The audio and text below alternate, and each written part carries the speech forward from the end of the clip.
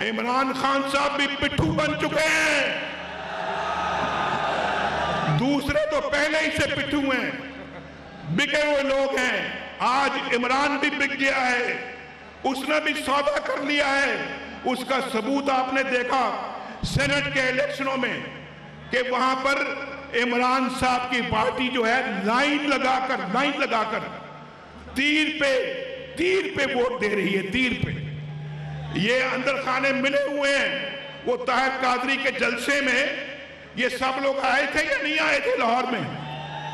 وہ پتہ سب آپس میں ارینجمنٹ تھا، ان کی آپس میں یہ ملی بھگت تھی کہ ہم نے ایک دوسرے کے سامنے نہیں آئیں گے۔